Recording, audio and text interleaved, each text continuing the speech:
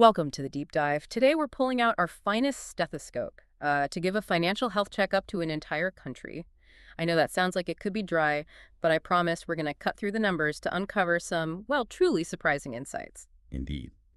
Our patient for today's deep dive is the Republic of Kosovo, and our source material is the central bank's latest financial stability report for January-December 2024. Think of this report as a comprehensive diagnostic chart for their financial system. That's right. Our mission here is to extract the most vital signs and, key takeaways from this detailed report so you can walk away feeling genuinely well-informed about Kosovo's economic landscape, its financial stability, and maybe even spot some trends that have broader implications. Okay, let's unpack this. So let's start with the global economic climate our patient is living in. What was the worldwide vibe in 2024, and what's the forecast for 2025, according to this report? Well, globally, 2024 saw a degree of economic stabilization. Growth hit about 3.3%. However, the outlook for 2025 is, well, a bit more guarded. The IMF is projecting a slight slowdown to 2.8%. Okay, why the caution? It's largely due to escalating trade tensions and, ongoing geopolitical uncertainties. Those factors also caused significant volatility in global financial markets. We saw this reflected in the CBOE VIX index, the fear gauge for markets showing increased fluctuations. Right, so a bit of a shaky global recovery. How did the Eurozone fare? They're a crucial partner for Kosovo, aren't they? They are. The Eurozone experienced pretty modest growth, 0.9% in 2024. This was primarily fueled by private consumption, which got a bit of a boost from improved real incomes and falling inflation. Falling inflation helps. Definitely. Inflation there notably slowed to 2.4% in 2024, and projections are actually hitting the 2.0% target in 2025. In fact, the European Central Bank even began easing its monetary policy back in June 2024, which signals some confidence. Okay, so a fragile but improving picture in Europe. How did these broader currents affect the Western Balkans, including Kosovo itself? Well, countries in the Western Balkans, Kosovo included, certainly operated within this, let's say, fragile external environment. While their domestic demand provided a cushion for moderate growth, external demand remained pretty weak. And inflation in the region. Regionally, average inflation dropped to 3.2% in 2024. But what's particularly interesting for our deep dive is that Kosovo actually recorded the lowest inflation in the region, just 1.6%. Wow, 1.6%. That's quite striking. So despite those external headwinds, Kosovo seems to be holding its own, maybe even outperforming its neighbors in some areas. What were the core engines driving Kosovo's internal economy then? Kosovo's economy showed really robust growth, 4.4% in 2024. And the outlook for 2025 is still positive at 4.1%. This growth was mainly driven by strong private consumption and investments. Consumption alone actually contributed 4.8 percentage points to real GDP growth. What supported that consumption? Lower inflation definitely helped, along with rising wages and a significant increase in consumer lending, which we'll get into. However, there's a flip side. Imports significantly outpaced exports, leading to a negative contribution from net exports. Why the big import jump? Part of that was likely due to increased travel services after visa liberalization. Yeah. More Kosovars traveling abroad and spending money there. Right, okay. So that low inflation you mentioned, 1.6% in 2024, it sounds like great news on the surface. But were there any underlying pressures maybe lurking beneath that headline number? That's a good question. While overall inflation was indeed low, largely thanks to falling imported food and oil prices, domestic inflationary pressures are definitely simmering. The core inflation, which strips out those volatile food and energy prices, remained higher at 2.6%. So internal costs are rising. Yes, we also saw producer and construction cost indices rise by 4.6% and 3.4% respectively. These are often early signals of potential future internal inflationary pressures. In fact, the central bank revised its 2025 inflation projection upwards to 3.3%, indicating they're watching these internal costs very closely. Got it. So strong growth overall, but the central bank is already signaling, keep an eye on those rising internal costs. For you, the listener, this macro picture is really critical because it sets the stage, much like a patient's overall health history, for everything that follows in our financial deep dive today. Now, let's zoom in on the specific organs of this financial system, starting with enterprises, with businesses. How healthy was their financial position in 2024? Well, businesses found themselves in a more active environment generally. Even though overall trade circulation growth slowed a little bit, it's positive to see manufacturing value added increasing. That points to growing production capacity. Any signs of business confidence? Yes, actually. A truly surprising fact, reflecting what seems like a favorable business climate, is that 12,051 new enterprises were registered in 2024. That's a 5.6% increase. That's quite a jump. And what does the report say about their debt levels? Were they borrowing more? They were. Enterprise debt to financial institutions grew by 12.1%, reaching 47.0% of GDP. This borrowing primarily came from domestic sources, especially bank lending. Banks specifically? Yes, bank lending to enterprises saw a solid 14.9% increase, reaching 33.0% of GDP.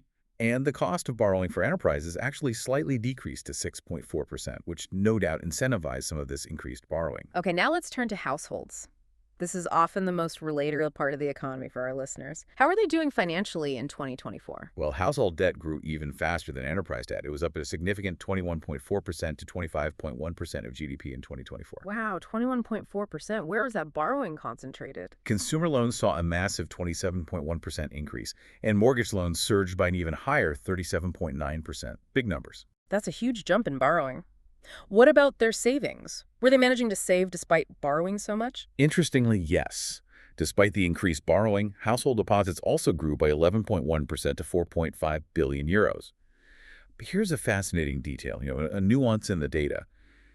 While overall deposits grew, savings deposits, just regular savings accounts, actually decreased by 13.1%. Decreased. So where did the money go? Well, it seems higher interest rates offered by banks incentivized a shift towards time deposits. Those jumped by 24.2%. So people aren't just saving more overall, they're strategically parking their money for better returns in these higher yield fixed-term accounts. Ah, that's a real aha moment right there. It highlights that not all deposits are the same, and how money is held can signal shifting priorities for households looking for better returns. And what about the cost of borrowing for households? Did that play a role? It certainly looks like it. The cost of borrowing for households decreased. Average interest rates for new consumer loans were at 6.1% and for mortgages at 5.0%. This lower cost, combined with rising incomes, clearly fueled that surge in lending we saw. And incomes were rising. Yes, supporting this, average gross wages rose by 12.1%. And the private sector saw an even higher 16.1% increase. Remittances were also up slightly, 1.4%. And another positive sign, the economic dependency ratio also improved, meaning fewer non-active people per employed person. So we're seeing a picture where people are earning more, they're borrowing a lot more, but they're also being quite strategic, optimizing how they save their money. It suggests consumers are feeling confident enough to take on debt, and, well, banks are making it more attractive to do so. Let's pull back now and look at Kosovo's overall financial system structure. Yeah. What stands out about its structure and how it's evolving? Well, the system expanded significantly in 2024. Total assets grew 14.8%, which actually outpaced GDP growth. This means financial intermediation is deepening, essentially. Financial institutions are playing a much bigger role in channeling funds between savers and borrowers throughout the economy. Their assets now exceed the country's entire GDP, reaching 123.4%, and the banking sector remains the biggest player, holding over 2/3 of all financial assets. And what's the story behind who owns these financial institutions? Is it mostly local or foreign? That's a key characteristic. There's a strong dominance of foreign capital, particularly in banking, microfinance, and insurance. For instance, banks originating from EU countries hold the largest share of the banking sector assets. Local capital accounts for only a modest 16.4%. So that brings both pluses and minuses, right? Expertise and stability, perhaps, but also exposure. Exactly. While this foreign presence brings, expertise and potentially stability, it also means the system could be exposed to financial shocks originating from the parent countries of these institutions. That's a really important point about the trade-offs. What about how different parts of the financial system interact? Are they tightly interconnected, spreading risk easily? Interestingly, no. The system remains largely fragmented, with low intersectoral linkages. This can actually be a protective factor in a crisis, as it limits the contagion, the spread of risks from one sector to another. But there must be some connection. Oh yes, the banking sector is undeniably the central hub. Non-bank financial institutions like microfinance and insurance companies, they hold significant deposits in banks. So they are sensitive to banking sector developments. But the bank's direct exposure to these other sectors is very limited, only about 0.5% of their assets. Okay, so it's not really a two-way street for risk in that regard. Let's talk about the core of it all, the banking sector's lending activities, which are so crucial for economic vitality. Right. The banking sector's assets grew by 13.5%, and that was driven primarily by a really substantial 18.3% increase in lending. Huge growth there.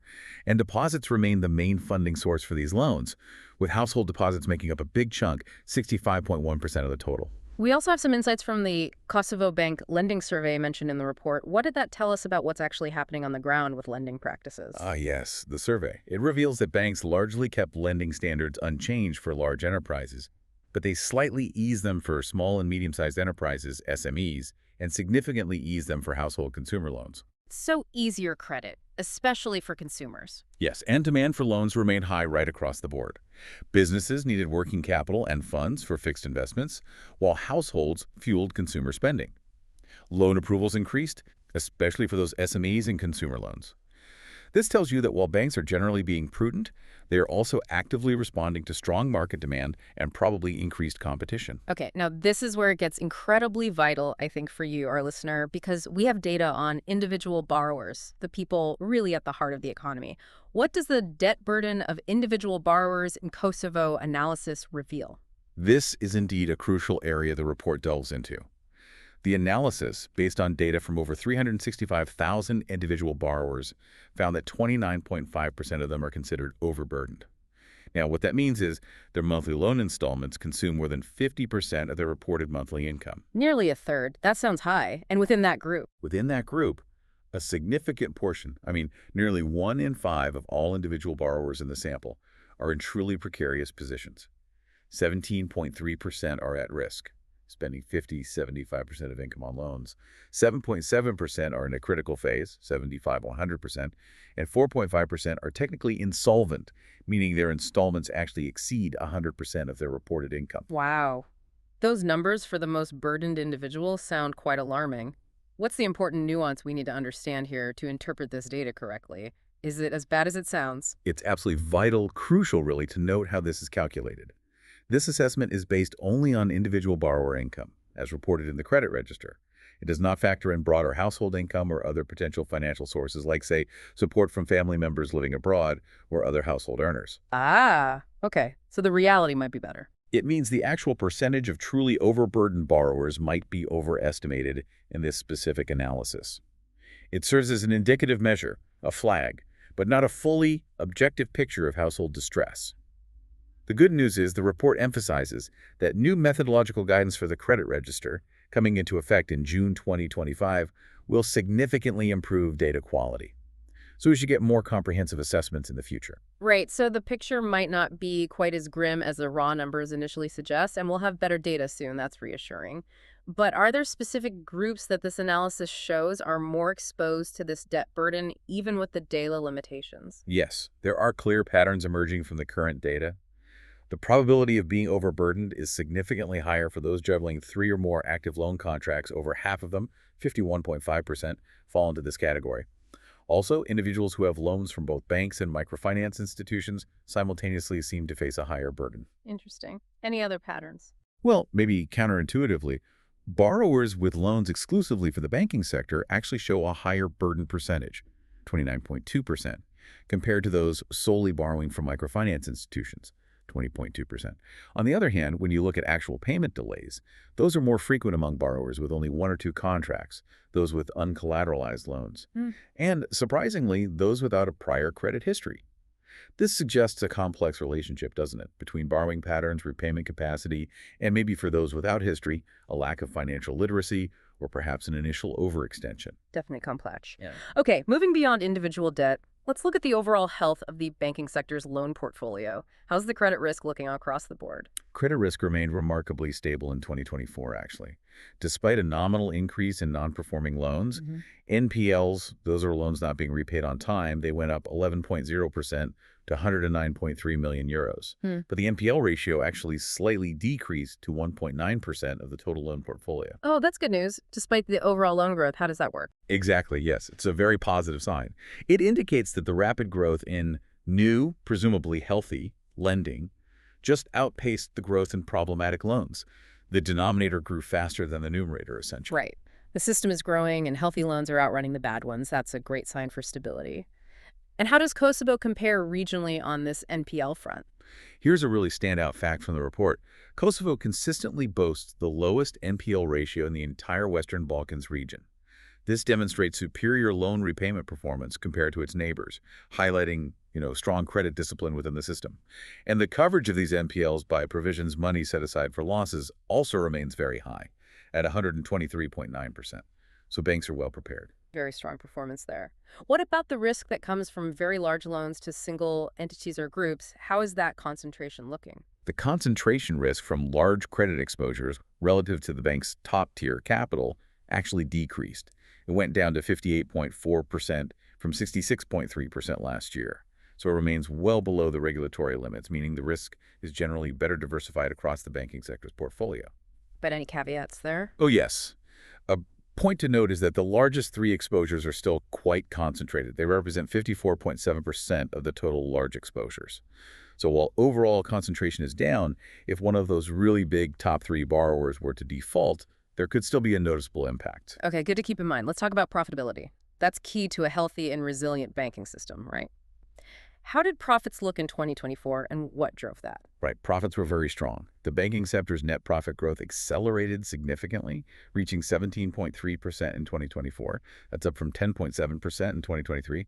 This impressive growth was primarily driven by that high volume of new lending we talked about. So loan income was key. Absolutely. Interest income from loans and securities saw substantial increases, 17.4% and 36.6% respectively.